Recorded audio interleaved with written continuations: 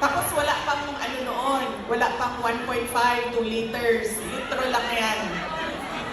Litro lang yan ang kapanahon na natin. So yun. So, saan na tayo? Sa pagpapasalamat. Pagpasalamat tayo sa PDP. Ating mga kandidato sa PDP. Aabot tayo dyan mamaya. And syempre, kailangan natin magpasalamat kay Pastor Apollo Kibuloy for his generosity. Alam nyo, bumisita ako sa kanya nung siya ay nasa hospital, sa Pasig Hospital. Sabi niya sa akin, kung hindi ako inoppress, pinahirapan, hindi ko maisip na tumakbo para tumulong sa mga nakakulong, sa mga pinapahirapan at sa na-oppress.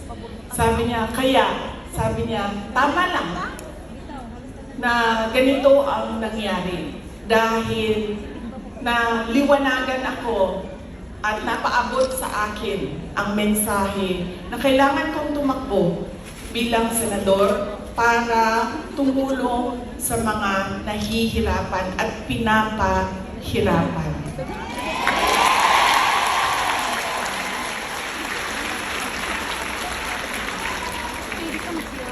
Sabi din niya sa akin, sabi niya, ikaw, kahit ano man ang sabihin nila, sabihin man nila na kasalanan mo ang lahat ng ito, Inday Sara.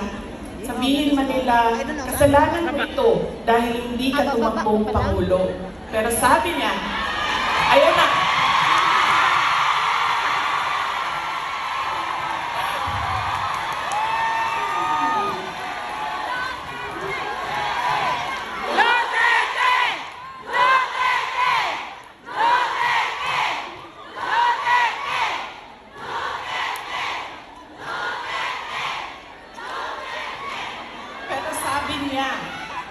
Makinig tayo kay Pastor Apollo Kibuloy dahil siya ang araw-araw nagbabasa ng Bible.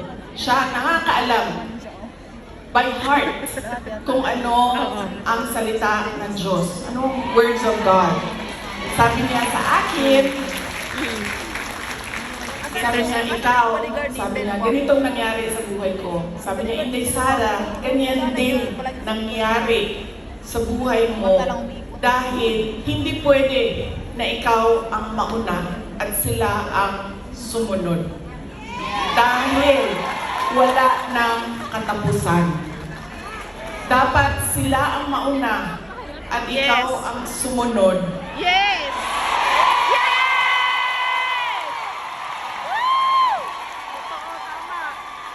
Para matigil na at hindi na paulit-ulit ang kahirapan sa ating bayan.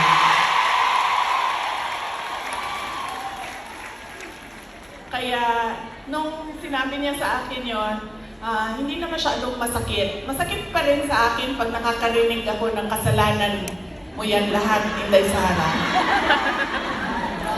Pero iniisip ko na lang, ako sinabihan ako ni Pastor Kibuloy, you are there, you are where you are intended to be by God. Exactly where you are.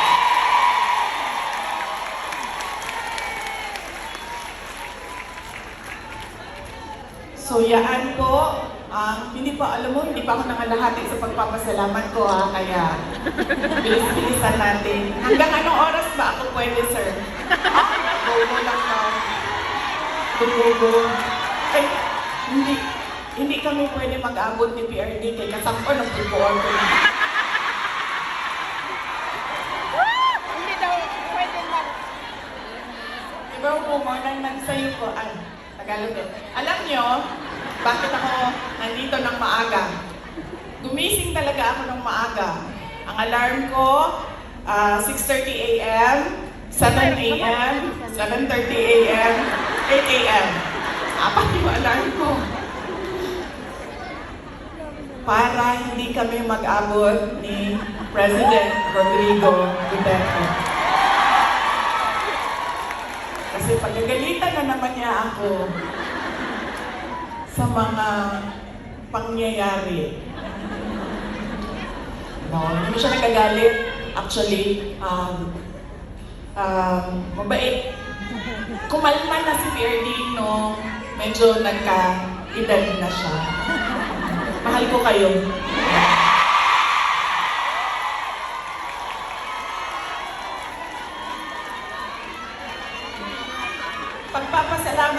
Magpapasalamat din ako. Thank you po ako. Kagabi po, merong mga kababayan natin sa hotel. Hotel. Kayo ba yun, ma'am? Opo. Maraming salamat sa pag-welcome ninyo sa amin doon sa hotel. Mahal ko kayo, maraming salamat. Pero bakit, ma'am, wala kayong dala na roasted goose? Sorry, may dala kaming suka. Ayo, walang dalang roasted goose.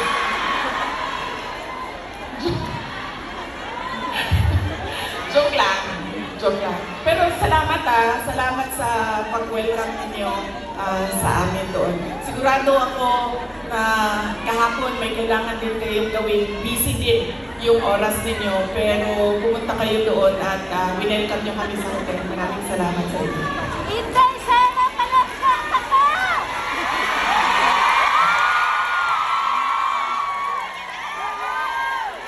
Ang sunod ko po na pagpapasalamat ay personal po sa akin.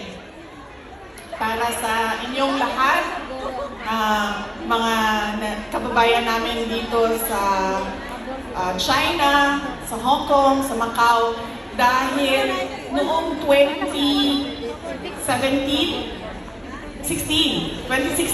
ay nagkita-kita din tayo dito para sa pagpapasalamat, tapang at malasakit at suporta sa administrasyon ni Pangulong Duterte.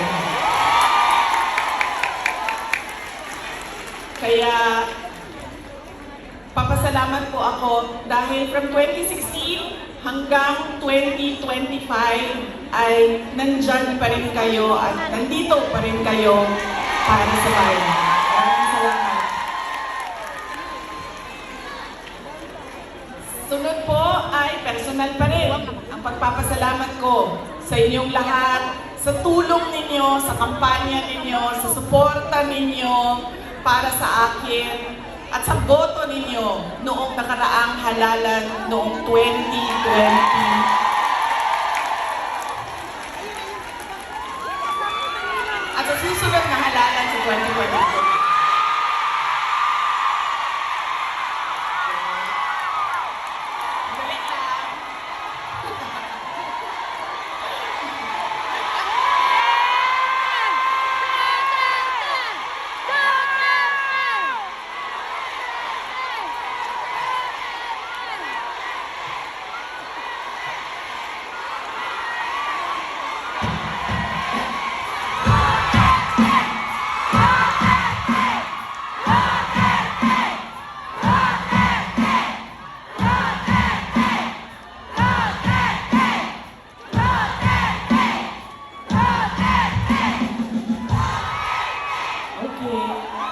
Papunta na po ang suspension order. Sige. Maraming salamat sa suporta ninyo noong 2022. Thank you very much sa inyong lahat, mga kababayan. Alam nyo, una ko pong naramdaman na mukhang mananalo ako sa eleksyon.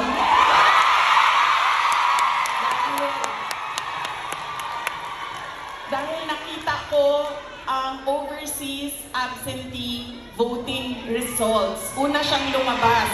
Thank you. So nakita ko na I think 98%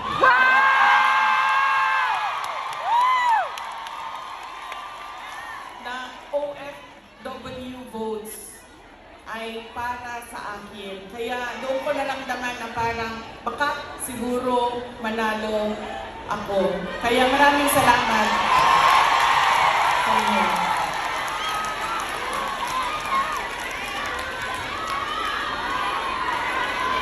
Ang susunod ko po ng pagpapasalamat ay sa akin pa rin, para sa inyong lahat, sa suporta ninyo sa aking mga kasamahan, sa aming trabaho, sa programa at proyekto ng Office of the Vice President. Maraming salamat po sa inyong lahat.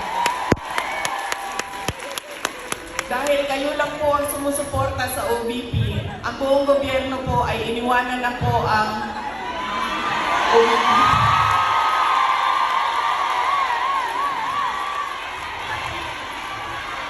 Maraming salamat. Yung satellite offices po namin sa iba't ibang lugar ay naningkamot. Ano sabihin naningkamot? Nagsisikap. Yung satellite offices po namin ay nagsisikap na mahanap yung mga geographically isolated and disadvantaged areas at hindi lang nakatuon sa national capital region. Kaya salamat po sa suporta ninyo sa Office of the Vice. Ang susunod po ng pagpapasalamat ko ay Kita ko na nga si Vic. mahal ko kayo.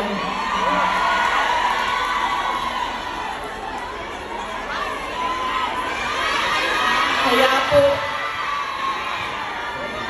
po hindi ako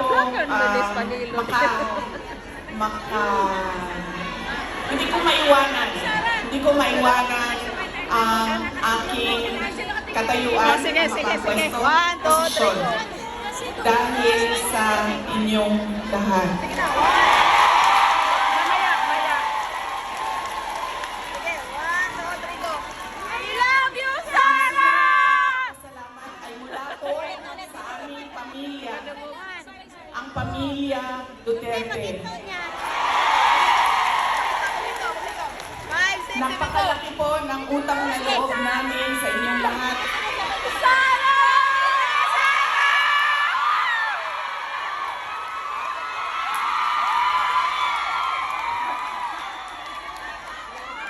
Dako tayo ang amo ang utang ang kabubuton kaninyong tanan mga kaigsoon na